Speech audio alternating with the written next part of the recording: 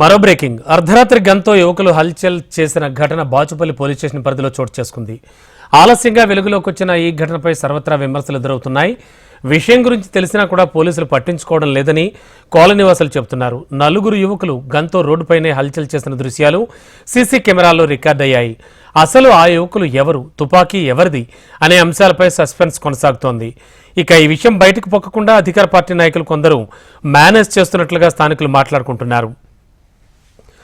ఇక ఈ ఘటన జరిగి రోజులు గడుస్తున్నా కూడా ఎలాంటి యాక్షన్ లేకపోవడంతో పోలీసుల తీరుపై సర్వత్రా విమర్శలు వెల్లువెత్తుతున్నాయి.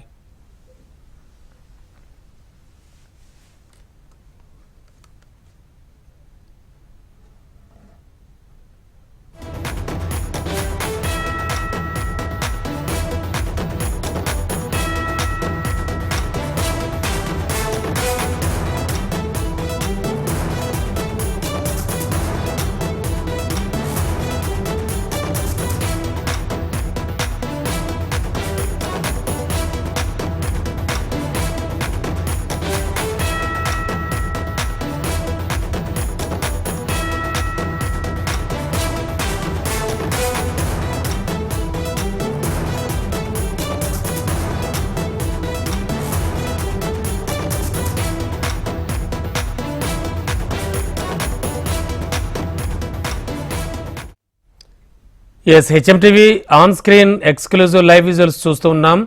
అర్ధరాత్రి గంతో యువకులు హల్చల్ చేసినటువంటి ఘటన బాచుపల్లి పోలీస్ స్టేషన్ పరిధిలో చోటు చేసుకుంది. ఆలస్యంగా వెలుగులోకి వచ్చిన ఈ ఘటనపై సర్వత్రా విమర్శలు ఎదురవుతున్నాయి.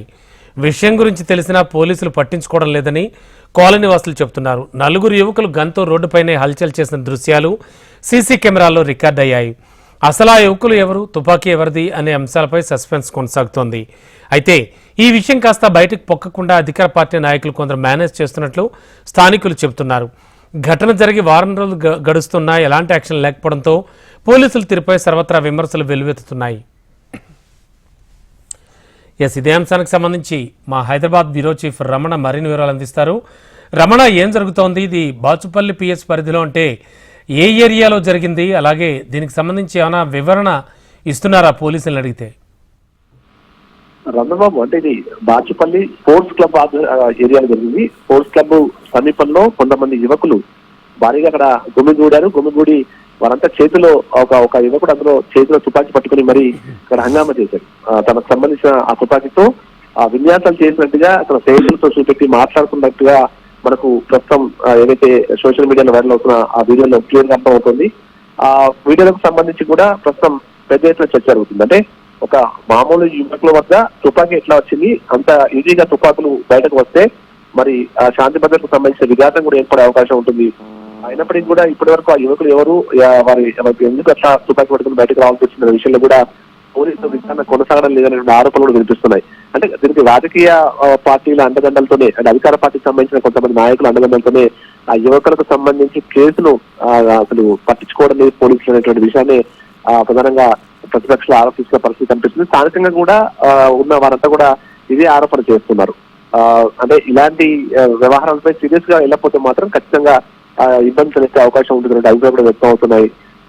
పూర్తిగా ప్రస్తుతం అయితే ఇక మీడియా ద్వారా కూడా పెద్ద ఎత్తున ప్రచారం జరిగింది కాబట్టి పోలీసులు ప్రస్తుతం ఈ అంశంపై ఫోకస్ పెట్టే అవకాశం అయితే కనిపిస్తోంది.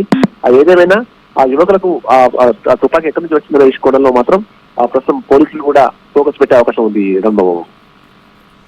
Okay, thank you Ramana.